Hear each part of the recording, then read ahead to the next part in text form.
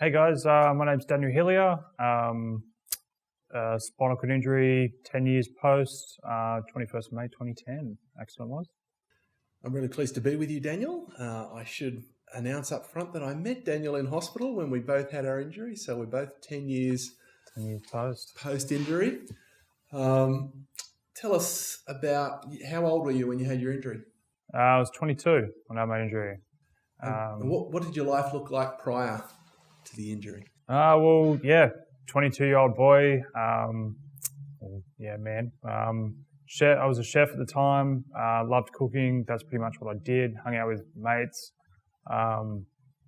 Loved going away. That was kind of life before injury. What happened to you? Balcony collapse, or hand railing gave way. At a person's house, landed against the railing, fell 4.5 meters, and did my C45. So that was interesting. Was there other people on the railing at the same time? There was another woman. She came down with me and she broke a rib, and recovered quite well from then. Yeah. The luck between two different experiences or the same experience. Absolutely. Yeah. So this was 10 years ago, and you went into hospital. Can you remember the sort of grief and shock of that period of time after the injury? Absolutely. I kind of remember most of it. I remember the fall, and then I remember the paramedics and the fireys and everyone there at the time. And then I remember waking up at St. George Hospital doing an ambulance transfer because it was very bushy where I was, and they couldn't get the helicopter in to get me out. I remember waking up at St. George and then the transfer to Prince of Wales. Were you one of these guys who found rehab really difficult, and were you experiencing a lot of grief and that sense of my future's over? I think at the start I was, especially in ICU. That was pretty confronting, being in ICU and not being able to move and having the machines and everything strapped up to you. But yeah, I think, and then I kind of got over that when I got in acute and more the rehab side of things too. I was just determined to get out of there, which was my driving point, I think. Yeah, everyone wants to get out of hospital. Absolutely. You then spent 6-7 months in hospital and you got out. Did you find the getting out to be a shock, or it was just a liberation? A bit of both. I think there was a lot of shock because you've got 24/7 care around you. There's always someone there to support you no matter what you're doing. And then when you get home, it's kind of like you and your family, or if not just you. So it can be quite daunting. I was lucky enough to get an assistance dog though when I got home. It was probably 6 months after I got home. Had Barney with me, which kind of got me through. In what way? How's the assistance dog helped you?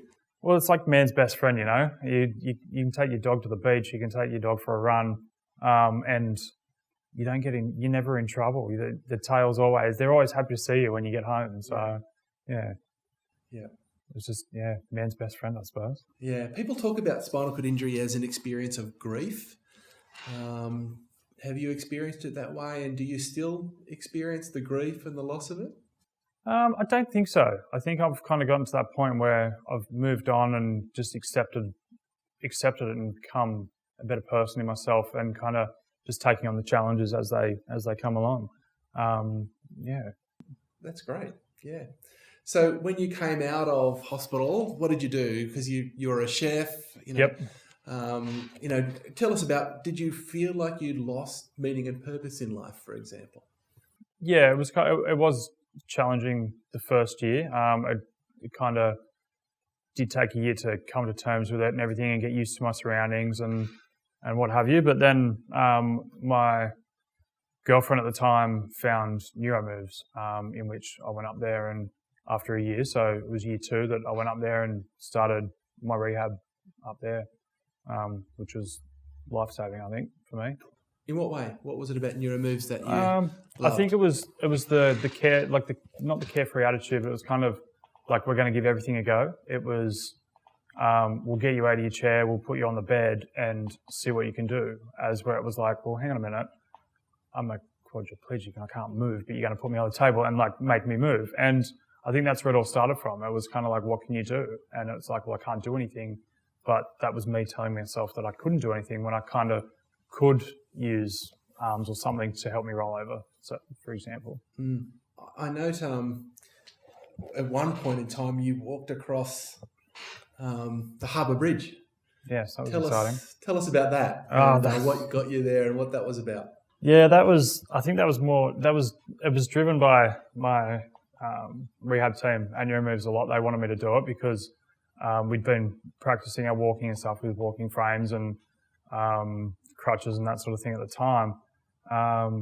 And the biggest walk I'd done with the guys at Neuromoves was about 800 metres.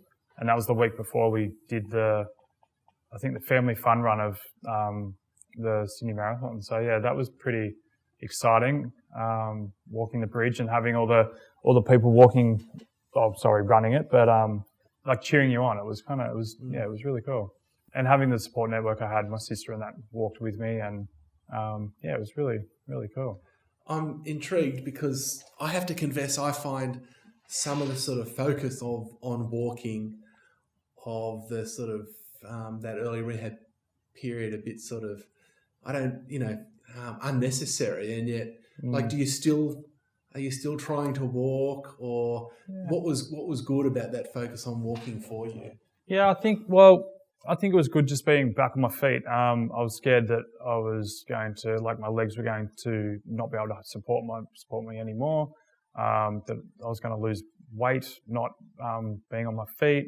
But yeah, just having that thrill of standing, and yeah, I still stand today. I've got a forearm support frame at home, which I try and get into as much as I can.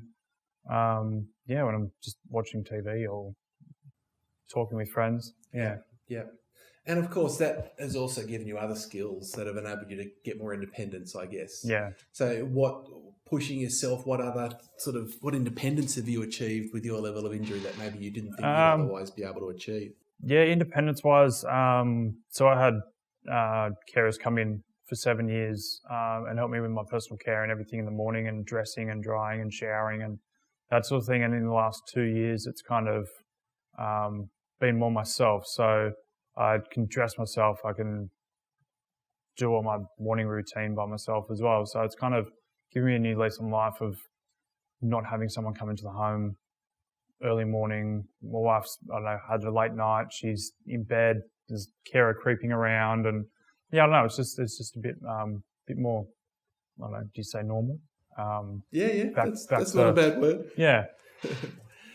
So do you feel like that having the spinal cord injury did impact you negatively, your sense of meaning and purpose in life? No, I don't think so. I think if anything, it made me kind of a better person. I've taken on all the challenges that it's given me, and we've done a lot of traveling, and I think it's opened a lot more doors. Honestly, having the injury, and it's kind of, I don't know. That's just me though, I think. Oh, well, no, look, that's impressive. That's what we're here to talk about and explore. Yeah. I mean, it's made you a better person. That's an interesting one.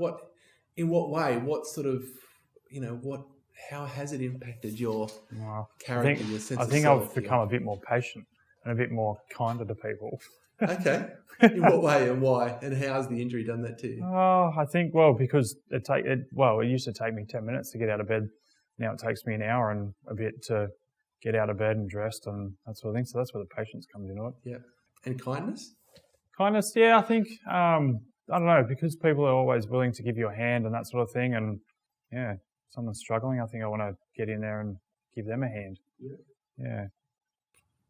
They're some of the strengths you picked up when you look back and think, I really had to develop these things that I didn't have, or I've still got these weaknesses I'm working on? Yeah.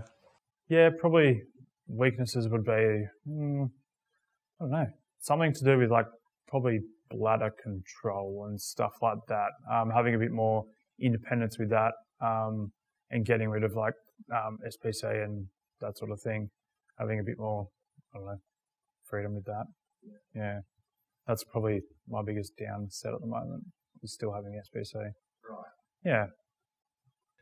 Is that just something, though, that you think you will get used to, or do you actually think you're going to try and get rid of it? Oh, look, I've had it for 9 years, so it's and I've tried catheterization and all that sort of stuff, but it just doesn't work for me. Yeah. But me being me, I just would like to, I don't know, hopefully get off it one day. Yeah. Get rid of it. Yeah.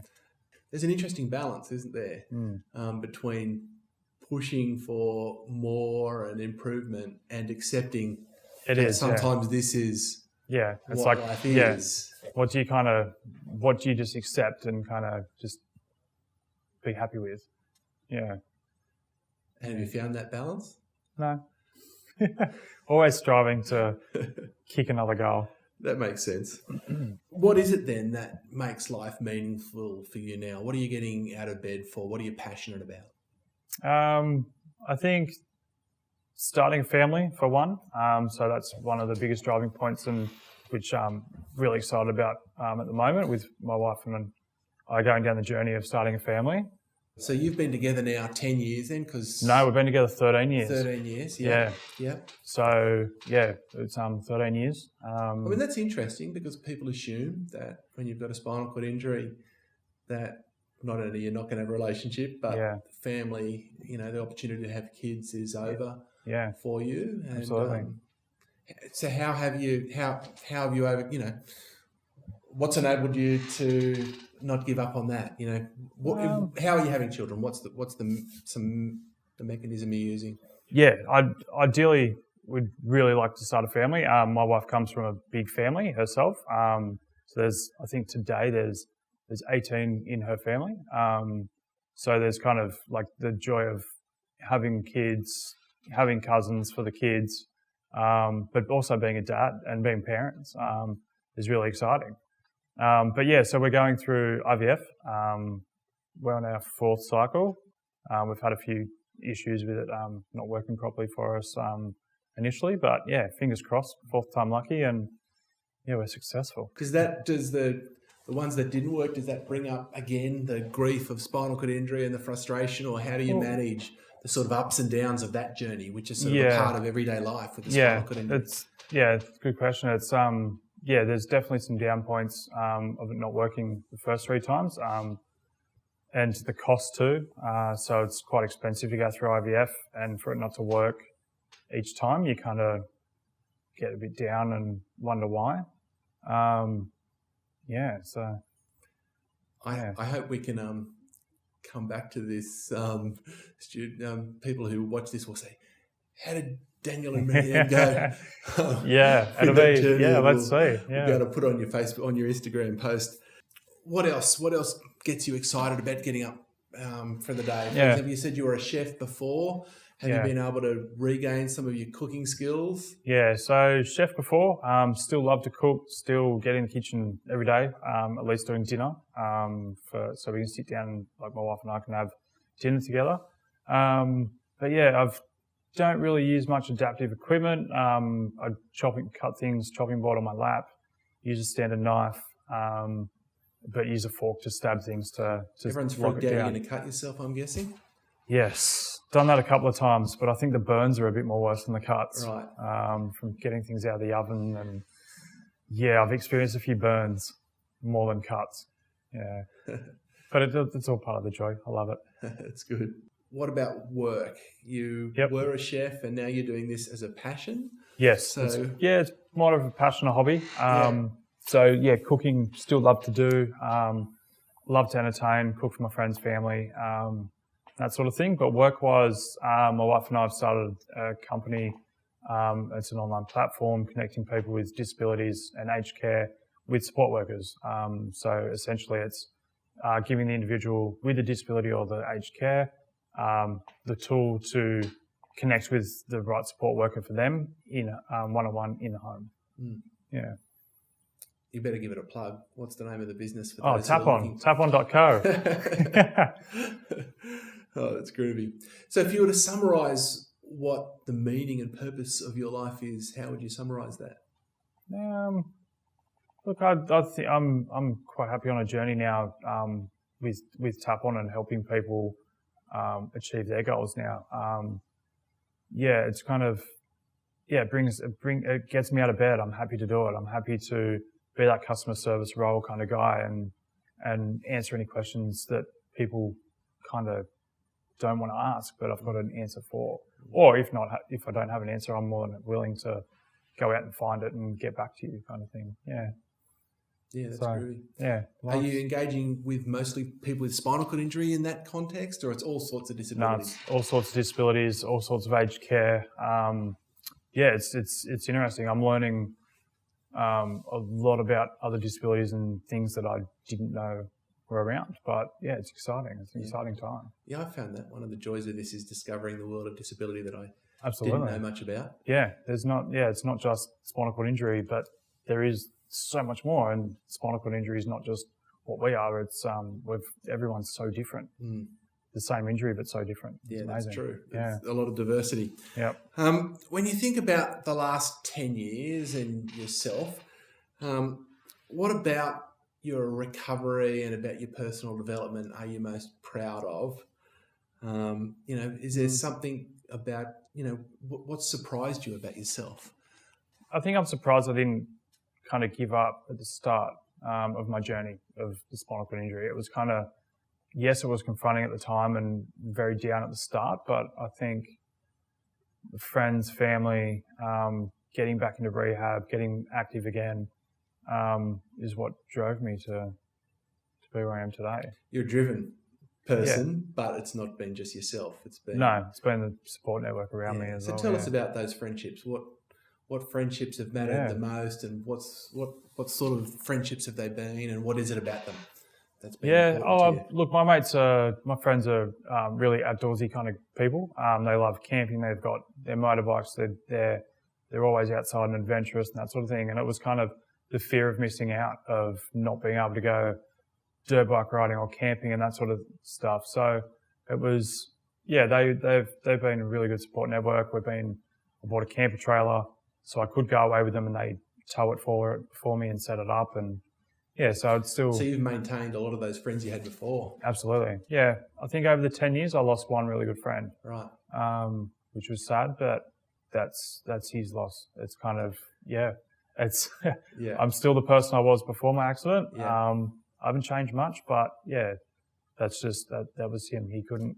I'm guessing those other friends would tell you they've gained a lot from absolutely. Friendship with you after that injury. Yeah. Like it's not just going away and being with the guys, but it's also what they do. It's being included. It's picking me up, carrying me up flights of stairs to get me into dodgy hotel rooms, and but on the back of the quad bikes and in the dune buggies and all that sort of stuff. It's just it's all part of still having a bit of fun. And so you've ridden the quad bikes with them, have you? Do you ride the back, or can you ride those on your own? No. Oh, look, no, because the triggers for those are on the right-hand side, and my right side's a bit less functionable than the left. So, I haven't driven one yet, but I've heard you can get them adapted, but I don't think my wife would go along with that. It doesn't want you to have a second spinal cord injury. No. You've got to obey them, don't they? Exactly. So can you think of any ways in which the injuries had a negative impact on friendships and relationships? No, not really. It's if any, it's brought us all together, like friends, family. It's really. I thought, as I said, I've only lost one friend out of it, but getting together, everyone's been really, really awesome. I feel the same, that it cements relationships, doesn't it? People want to help you, they want to help you through. Yeah, exactly. Want you to flourish. Yeah, it's kind of it's that motivation to see you strive to, I don't know, your next goal. It's been really good. How about how difficult has the relationship? How is your dating, your girlfriend? She was your girlfriend at the time, and later your marriage. Was that a challenge at all, or was that just always the spinal cord injury has enriched that in many ways? Look, Marianne stayed around from day dot. She was a big driving point to get back into the rehab. As I said before, she found Neuromoves and got me going there, and got me accepted into that program where it was really good. As before it was girlfriend, then we got engaged, and then we did a year of intensive rehab so I could stand and have our first dance at our wedding, which was amazing, and we succeeded. And I had to buy some wetting shoes and take them into the gym and try and like put them on and stand in them to get the feeling of what slippery shoes are like, because I haven't had walked in slippery shoes for a long time. But yeah, we succeeded with that. So it was really, really exciting. How long ago was that? 2 years ago. Right. All right. When you think about your day-to-day, what activities are you doing day-to-day that you find meaningful and enjoyable? What do you enjoy each day? Well, pretty full on with work at the moment, but love getting the dogs to the beach.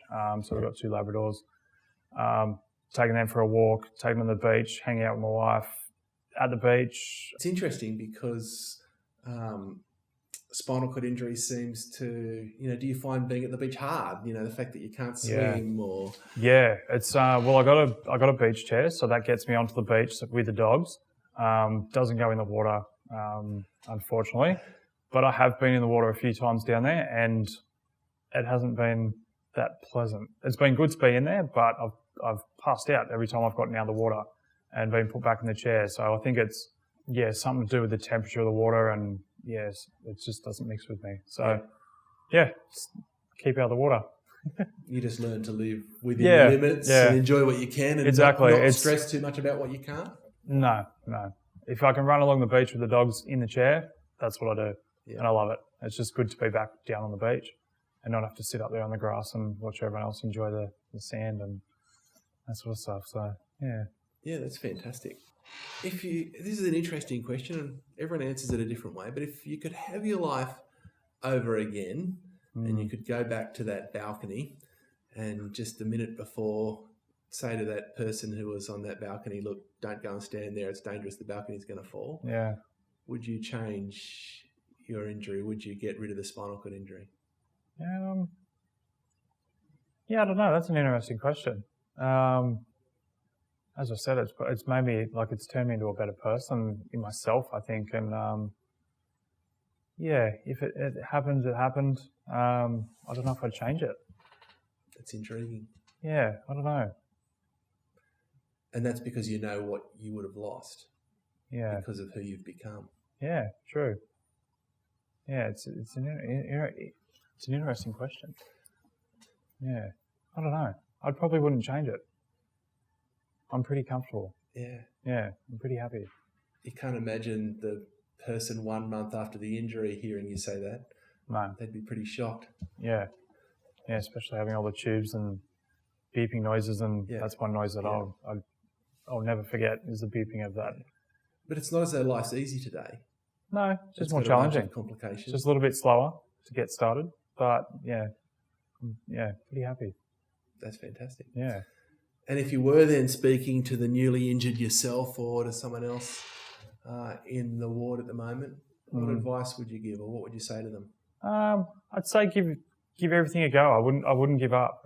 There's no point giving up. I don't think it's life's challenging, but keep at it, because a spasm can turn into movement. A flicker can turn into something more than just a flicker. Never say never. There's always ups. Yeah. Yeah. That's fantastic. Yeah. Well, thank you, Daniel. Thank you. Cheers.